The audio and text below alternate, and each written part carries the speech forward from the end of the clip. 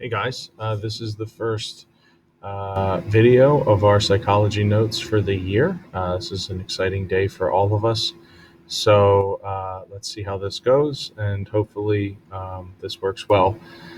Please, one of the things that I think is important for us to say off the start is obviously this is going to be a little different.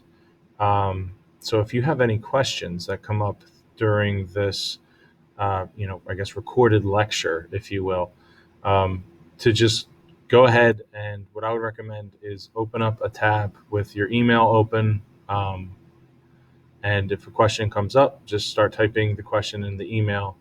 If it gets answered, then great, you can just delete it. If it doesn't, when we're done with this, you can hit send, and I will at least have your questions logged. Um, I'll either answer you one on one, or if it seems like something that I kind of forgot to say or would benefit the whole group to hear, I might wait for our question and answer sessions in class next week. So that's kind of how I'm foreseeing this going. So please, like I said, do your best. Um, have your questions ready to go. Also, it would be if you wanted to write them down and bring them to class with you, so we can have a more organic discussion and debate. That's great too. But if it's something that's kind of pressing, I would recommend just have your email open and kind of have a message ready to send.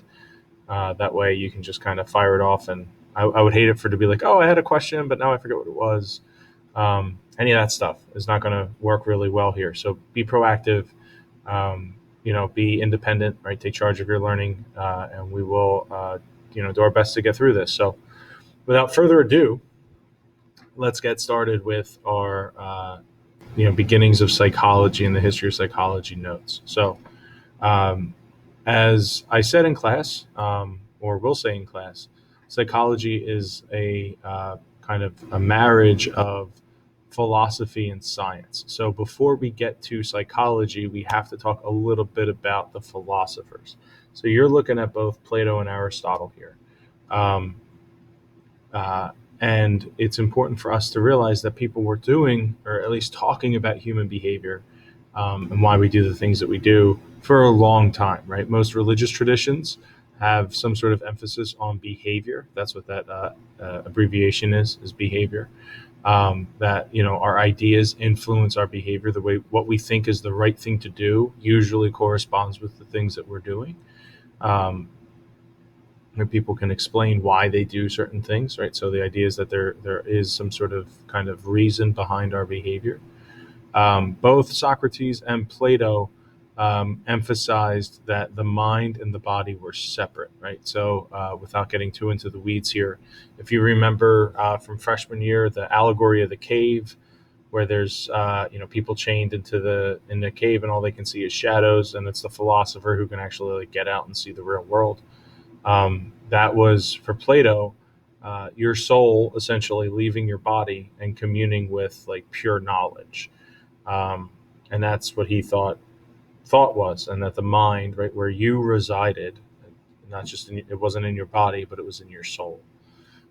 Aristotle disagreed with Plato, as he did on almost everything.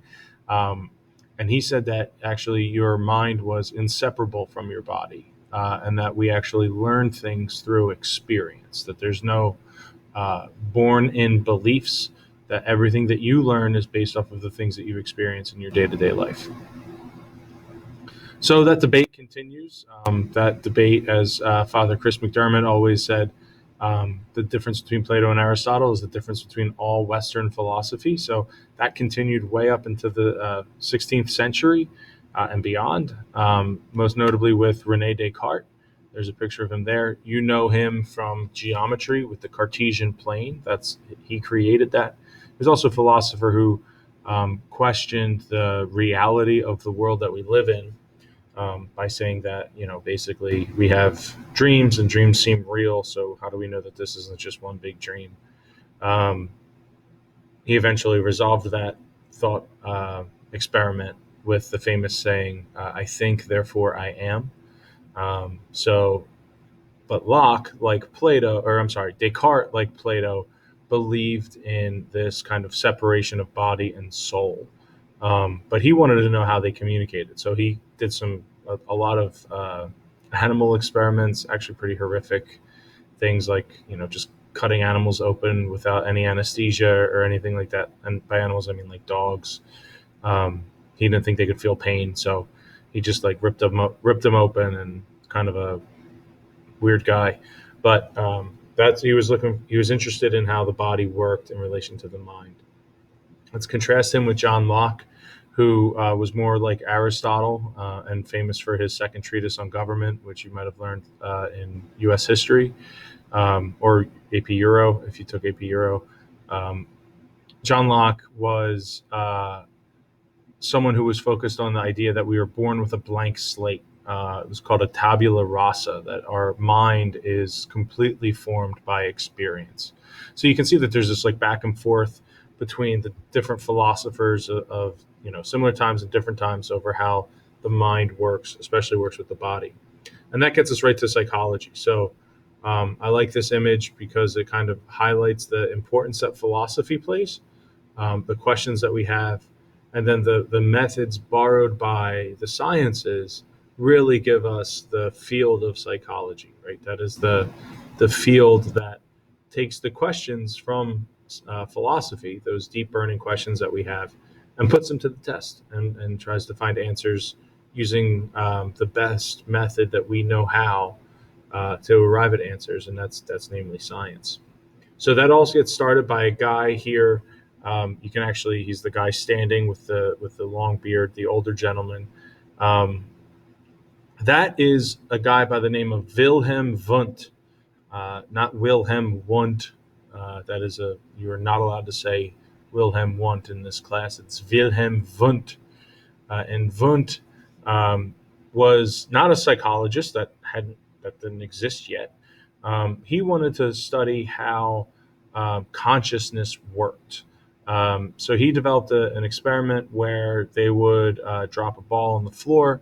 It would, there'd be a person sitting at a table, and they would press a telegraph button when they heard the ball hit the ground. So it was just, you hear the ball, you hit the button. And then they added a second component to that experiment where they said, okay, now only press the button once you know that you've heard. So it's not just based off your reflex, but there's a cognitive component here, right? You have to be aware of your hearing. And when he did that, they noticed that the reaction time went down almost by a factor of 100%. We're talking like tenths of a second here, but still, it was enough of a difference for him to realize that consciousness, right, the process in which we understand the world around us,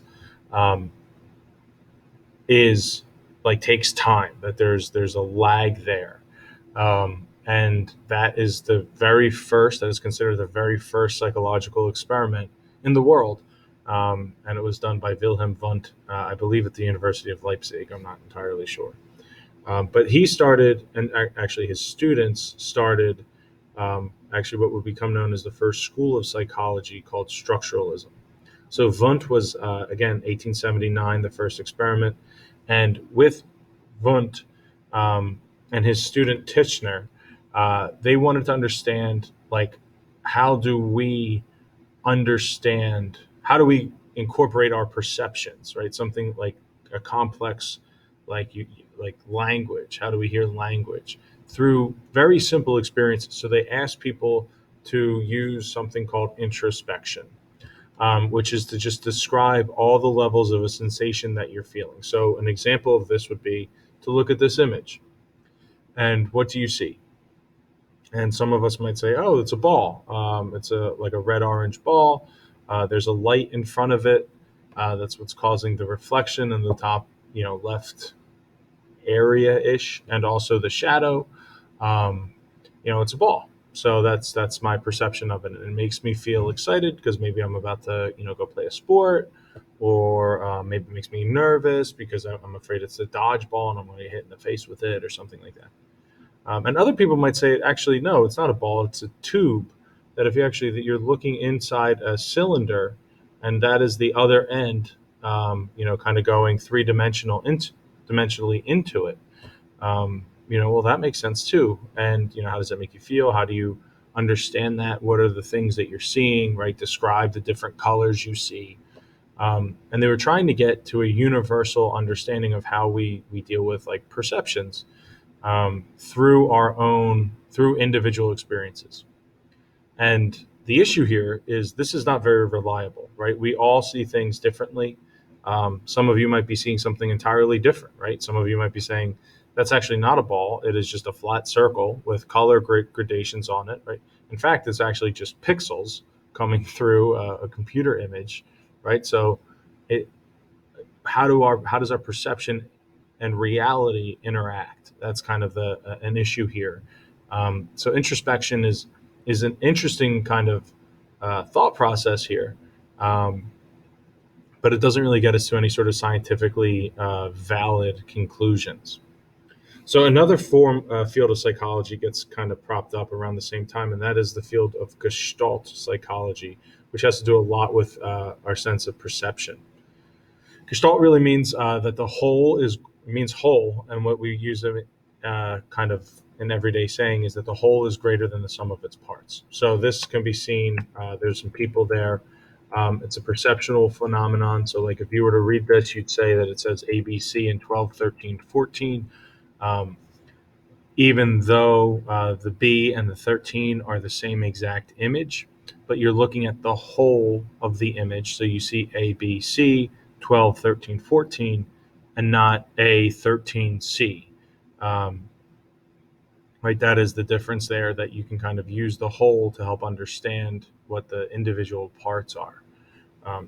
It's what we'll learn to call top-down processing, but that's a vocab term for another time. It also helps with some visual illusions. So here you've got four that I particularly like. And that is, you've got this image here. Let's see if I can get it on the screen. Cool. Hopefully you can see that.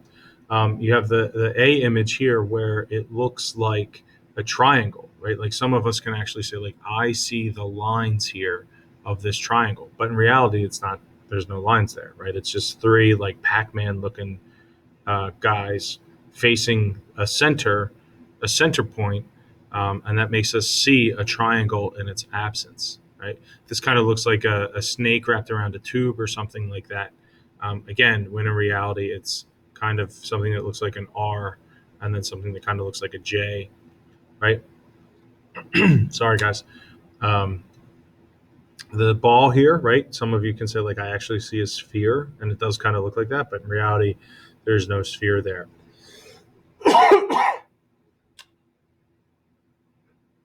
Right? So I think you guys get the point. Gestalt is the idea that the whole is greater than the sum of its parts. It also helps us understand ambiguous images like this one. So some of you, if you stare at this long enough, you might just see a bunch of dots. But if I say to you, actually, there's a Dalmatian here, and that this is the Dalmatian's left ear, its nose is on the ground, smelling the ground. Here are its forelegs, and its torso. Some of you can actually start to see the dog, right? You can see the dog. It kind of pops out once I mention it, but in reality, right, it's nothing there. There's just a bunch of black splotches on a white background. Some people in the past have said that they see a tree up here in this corner, and there's a shadow. Hey, whatever you want to believe, right? All right. So next up, we got the other founder, I guess, of psychology, and that's William James. James starts the field of functionalism. So instead of focusing on, like perceptions and like, how or why how the mind works, uh, he's looking at more of understanding why we have a mind at all. And he was a student of Darwin. So for him, consciousness, our, awareness of the outside world and our awareness of our place in it, is a function of evolution, meaning that this was something that was beneficial for humans to have, and it gave us an advantage on an evolutionary scale. Um, right? But I think we all kind of know uh, we're not the fastest, we're not the strongest, right? Maybe we're the smartest, but there are some other animals that are pretty smart. But what is it that sets us apart? And James landed on functional, or I'm sorry, our consciousness. That the consciousness and our idea of a mind and our idea of our identity and our history and language all come as a function of evolution, that these were things that were beneficial for us to survive. Um, and the difference between Wundt and James is that structuralism pretty much died out. No one really does structuralism anymore. No one would claim to be a strong structuralist. And while that's true with functionalism, no one really would say, I'm a psychologist. What kind are you? I'm a functionalist." Like no one says that. But that's because functionalism is the dominant view in psychology. Almost every psychologist that you're going to talk to, the things that they study, there's an evolutionary perspective that gets attached to it. In fact, evolutionary psychology is one of the most kind of up and coming and interesting fields of psychology because it's interesting to see like, well, why do certain foods taste good? Well, let's go back to on an evolutionary perspective. We can explain that we need carbs in order to have energy, so carbs taste good to us, right? That's an evolutionary explanation. James also was the first major American figure in psychology. He was at Harvard. He started the first PhD program in psychology. I believe the first one in the United States psychology department was at Johns Hopkins, and that was by Tishner. Tishner started it at Johns Hopkins.